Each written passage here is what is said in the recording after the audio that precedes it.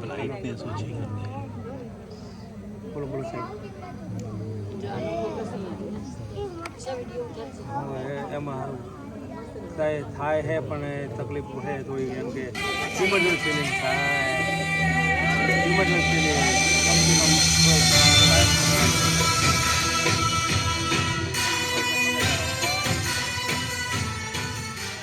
हमें मालूम है कि दिन की रोशनी में आपने भारत की इस विश्व प्रसिद्ध धरोहर इस रानी की बाग की खूबसूरती का अनुपम आनंद लिया था। अब इस रात के अंधेरे में आइए हम आपको वो छिपे हुए रहस्य दिखाएं जो दिन के प्रकाश में भी अक्सर लोग देख नहीं पाते हैं। तैयार?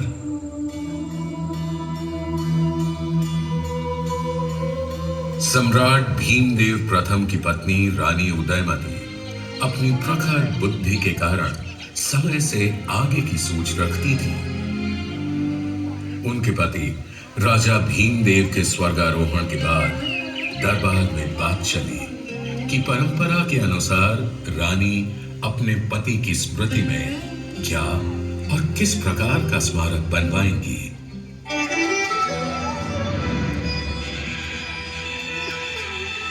सावधान, सब करे प्रणाम। रानी उदयमती पधार रही है।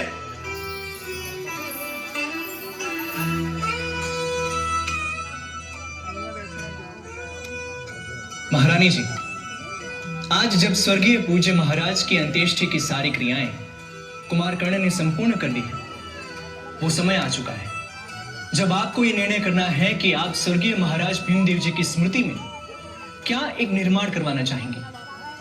आप चाहें तो यहां उपस्थित शिल्पकारों, कलाकारों और मंत्री परिषद से परामर्श कर सकती है। बोलिए, आप लोग ही बोलिए। महारानी, स्वर्गीय महाराज को मंदिर बहुत प्रिय थे। जैसा मंदिर उन्होंने मोढेरा में बनवाया था वैसा ही कुछ आप भी। मैं आपकी बात से सहमत हूँ, परंतु मंदिर धार्मिक आस्था के केंद्र होते हैं, उनका सार्वजनिक कोई उपयोग नहीं है। इसीलिए हमें एक ऐसा स्मारक बनाना चाहिए जो कि हर प्राणी के उपयोग में आ सके।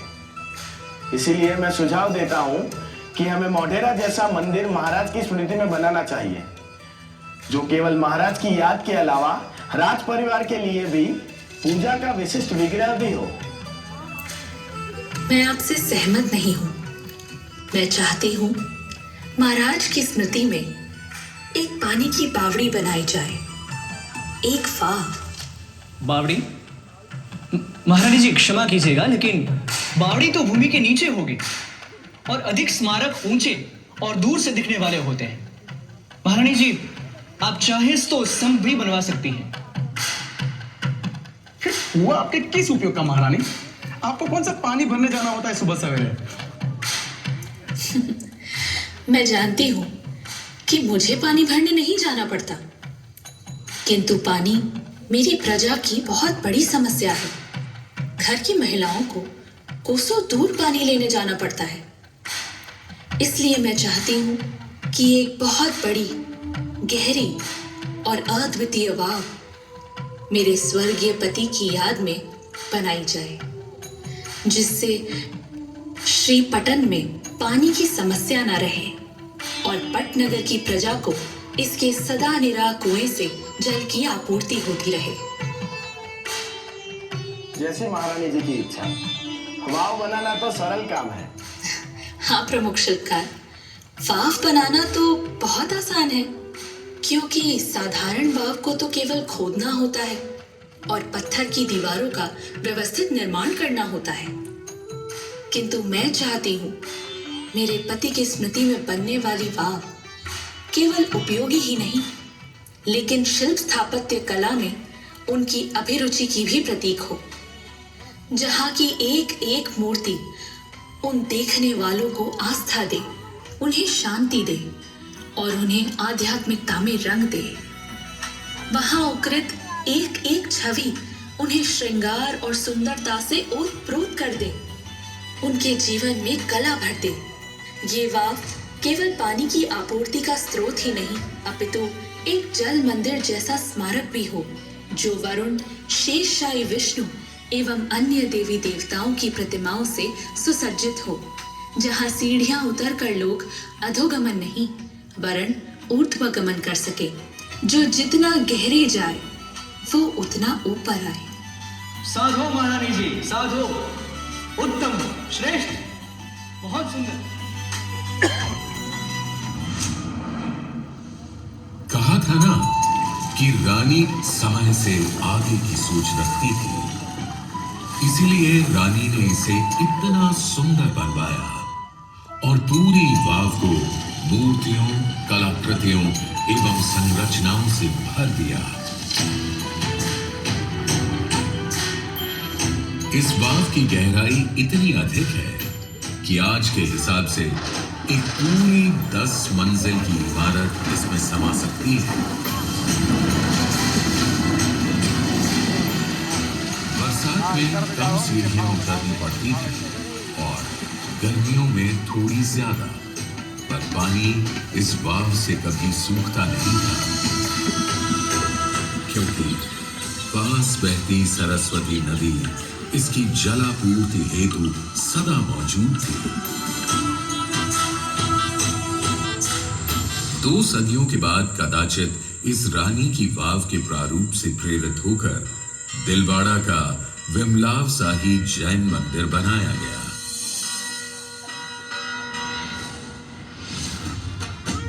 पट्टन यानी आज का पाटन तब गुजरात की राजधानी था और उसका एक नाम अनहिलपुर भी था।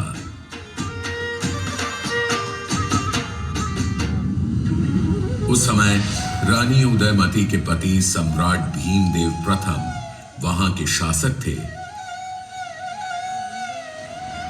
ईस्वी सन 1022 से 1064 तक चले उनके शासन के दौरान गुजरात ने बहुत प्रगति की और विविध निर्माण देखे।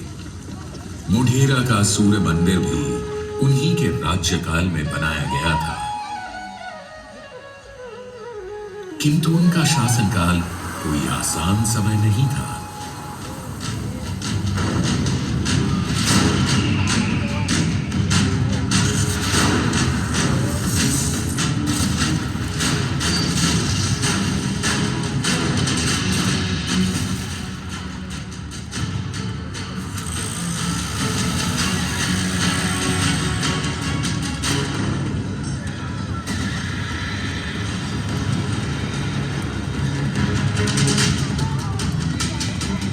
ये वही समय था जब गजनी के महमूद ने अफगानिस्तान से भारत आकर प्रभास पाटन में सोमनाथ मंदिर को लूटा था।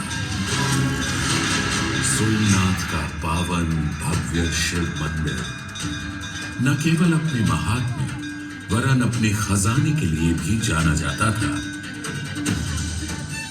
महमूद गजनवी का मन इस मंदिर से सोना चांदी रत्न लूटने भर से नहीं माना और जाते जाते उसने बहुत कुछ ध्वस्त भी कर दिया।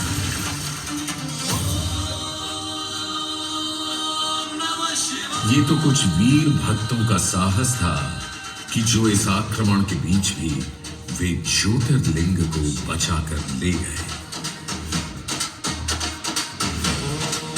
पर राजा भीमदेव कहां मानने वाले थे। उन्होंने जल्दी ही फिर से अपने सारे संसाधन धन बल को वापस जोड़ा और भग्न सोमनाथ मंदिर का पुनर्निर्माण करवाया।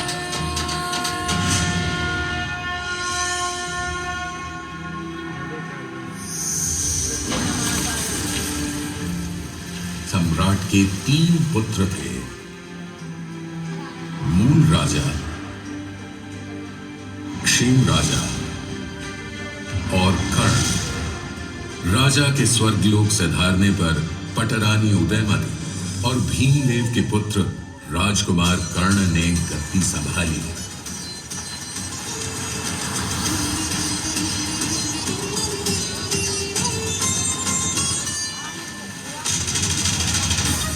और फिर आसापाली के आसा भील को हराकर कर्णावती नगर की स्थापना की, जो आज अहमदाबाद कहलाता है।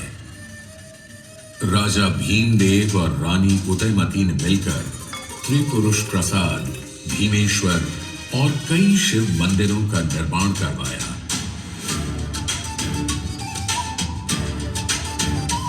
साथ ही जैन धर्म के अनुयायियों के लिए कुंभारिया महावीर, आदिनाथ और पार्श्वनाथ के मंदिर भी बनवाए। साथ ही कर्णावती या आज के अहमदाबाद में माता भवानी को समर्पित एक वाव भी बनवाई। किंतु रानी उदयमती का नाम अगर इतिहास में अमर है और रहेगा, तो वो है इस रानी की वाव के कारण।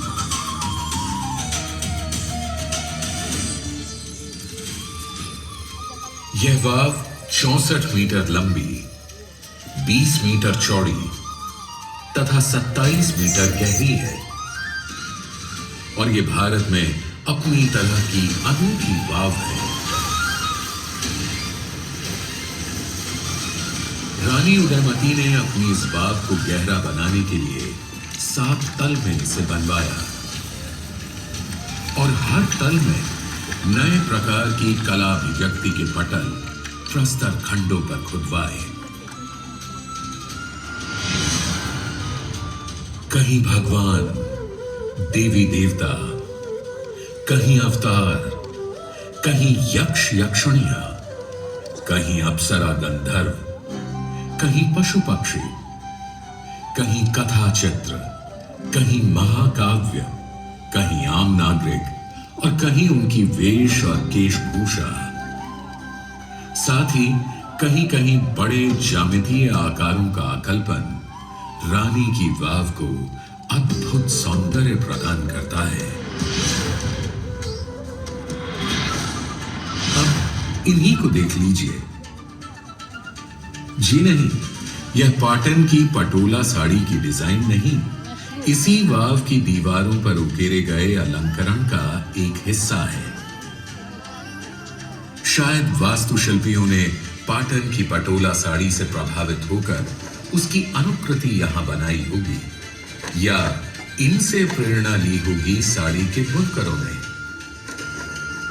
वैसे साड़ियों में पाटन की मसरू भी कम नहीं, जिसमें ताने में रेशम और बाने में सूत ऐसे बुना जाता है कि एक ही साड़ी में रेशम की चमक और सूत की गमक शामिल होती है। और ये कोई दशावतार पटल नहीं, इसी वाव में स्थित मूर्ति पटल है।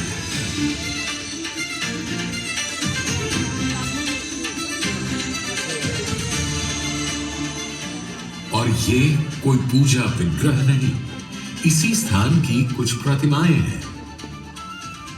हर स्तर पर परत दर परत बनी है पत्थर पर उकेरी गई 500 से अधिक मूर्तियां। पाटन में भूटिया परिवार के लोग आसपास के तालाबों से मिट्टी लेकर जो दशामा मूर्ति बनाते हैं, शायद वो भी इन्हीं छोटी छोटी मूर्तियों से प्रभावित होंगी।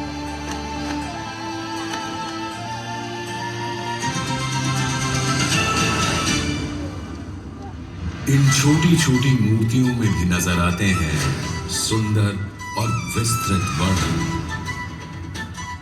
देखिए इन अप्सराओं के केश विन्यास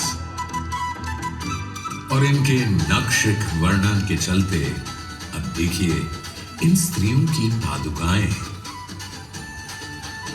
अब जरा कल्पना कीजिए कि ये सारी अप्सराएं गरबा कर रही हूं, तो साधारण गरबा नहीं बल्कि पाटन का डोरी गरबा, जिसमें एक स्तंभ में बंधी डोरियों को पकड़कर स्त्री पुरुष गरबा करते हैं, जिसे गाव गुंथर गरबा कहते हैं। पशु पक्षियों और प्रकृति के चित्रण में भी मूर्तिकारों का जादू साफ नजर आता है। वैसे पौराणिक कथानक तो रोचक, मनमोहक, शुभ और शिक्षाप्रद हैं ही, किंतु कुछ कम नहीं है इस विशाल बाव के उछल हो जाने और फिर मिलने की कहानी। आप शायद कहें कि ये कैसे हो सकता है, इतनी बड़ी बावड़ी उछल कैसे हो सकती है। रानी उदयमती के परलोक गमन के बाद सरस्वती नदी में एक ऐसी भयंकर बाढ़ आई कि बाढ़ के साथ बह आए झाड़ झंखाड़ और नदी की गाद मिट्टी से यह पूरी वाव इस तरह भर गई कि इसका दिखना ही बंद हो गया। यह वाव आंखों से ओझल हो गई। इतनी बड़ी जल प्रलय के बाद आसपास की बस्तियां और गांव भी उजड़ गए होंगे, बह गए होंगे,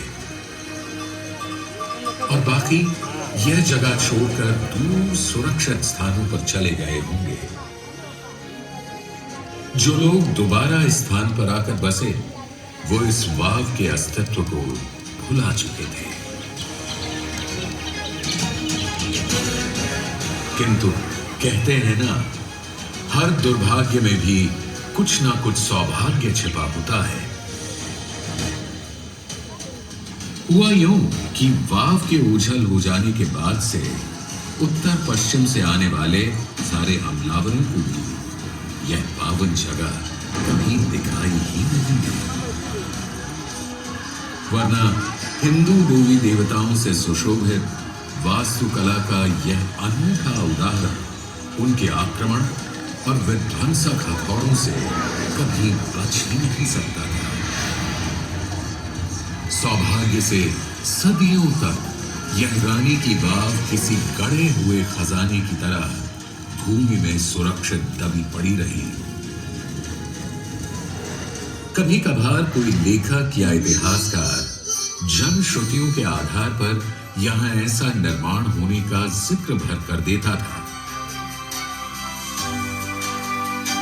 राजपूताना के इतिहास को खंगालने वाले अंग्रेज इतिहासकार जेम्स टोड ने 19वीं सदी के आरंभ में अपनी पुस्तक ट्रैवल्स इन वेस्टर्न इंडिया में लिखा, इस स्थान पर कभी एक वाव हुआ करती थी।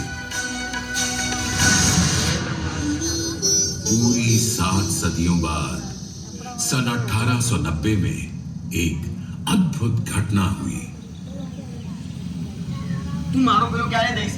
અરે આપી દઈશ હવે 2 દિવસમાં. 2 દિવસ? અરે બોલ છે મમ્મી. તો ચાલશે હવે.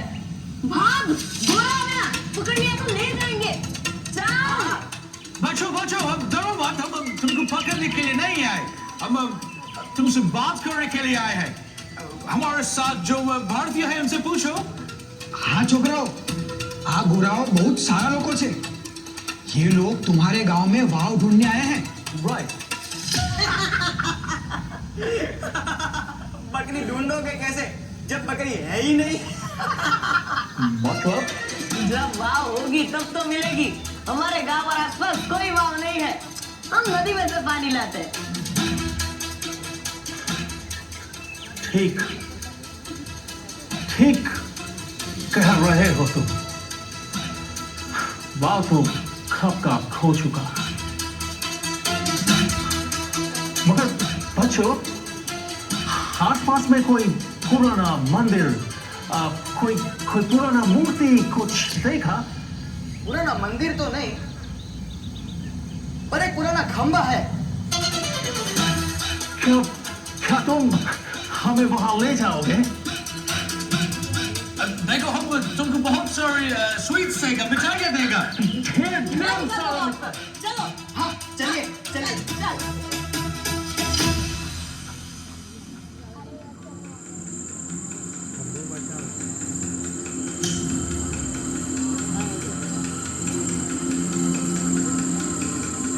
Henry, did you see this?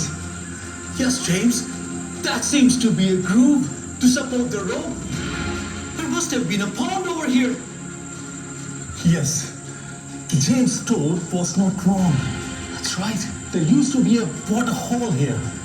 And this soft earth clearly indicates us there could be a scalpel or pond here. That's correct. Gentlemen, आज रात हम लोग टेंट यहीं पर लगाएंगे और कल से इधर खुदाई शुरू होगी, ओके? Yes sir.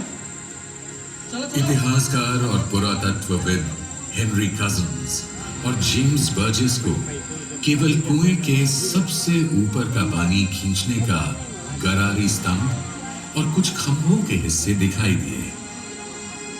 इन्हें देखकर उन्होंने अनुमान लगाया कि यहां अवश्य एक बड़ा सा गड्ढा है, किंतु उसमें क्या है पता लगाने के लिए बहुत गहरे जाना आवश्यक था और उनके पास इसका समय और साधन नहीं थे। अभी रानी की वाव को पहचाने जाने में 50 साल और लगने थे।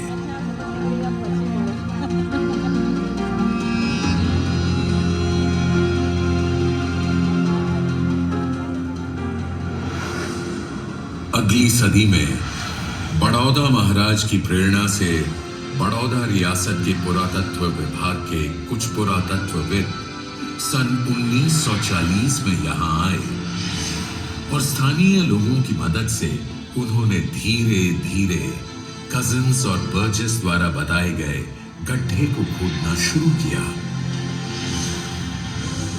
जैसे जैसे वो गहरे खोदते गए, एक के बाद एक नई मंजिल और एक से एक मूर्तियां उन्हें मिलती चली गई। इस अमूल्य धरोहर को पहचानते ही उन्होंने सही समय आने और सही औजारों के मिलने तक इसे फिर से ढक दिया और सुरक्षित निगरानी में रख दिया।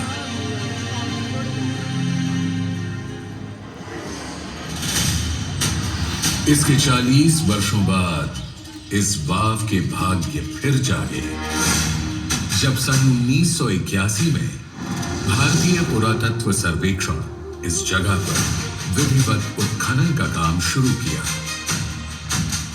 जैसे जैसे पुरातत्वविद अपने हाथों, ब्रशों और फावड़ों की तेज धार से मिट्टी हटाते गए, एक नया संसार जमीन से बाहर आने लगा।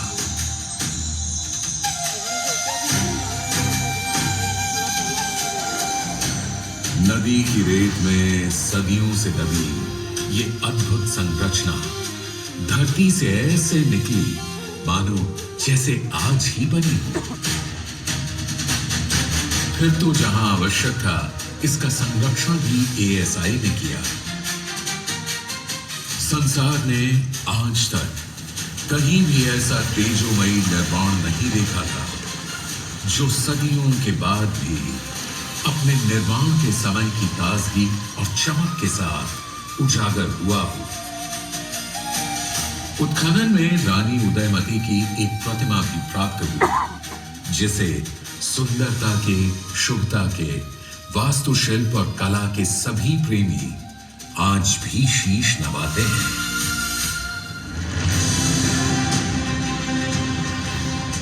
रानी की वाव अपने ऐतिहासिक एवं पुरातात्विक महत्व के कारण 1936 से संरक्षित स्मारक है। सन 2014 में इसे विश्व विरासत की विशिष्ट सूची में शामिल कर दिया गया है। यही नहीं, भारतीय रिजर्व बैंक ने अपने नए नोटों में भी इस अद्भुत संरचना को स्थान दिया है। संसार की कदाचित सबसे सुंदर इस अनोखी वाव को देखकर यूनेस्को ने कहा वाह, और आज यूनेस्को हेरिटेज लिस्ट में शामिल यह वाव भारत ही नहीं सारे संसार की साझी विरासत है। गुजरात अपने आप में ऐसी अनेकों विरासत को संभाले हुए है। रानी की वाव आज पूरी दुनिया के लिए आकर्षण का केंद्र बन गई है। आप और हम कितने सौभाग्यशाली हैं कि हमें यहां आने और इस बावड़ी के दर्शन कर अपनी प्यास बुझाने का मौका मिला। आइए हम प्रण करें कि हम अधिक से अधिक लोगों को रानी उदयमती और उनकी इस वाव से परिचित कराएं और उन्हें भी यह चमत्कार देखने के लिए प्रेरित करें।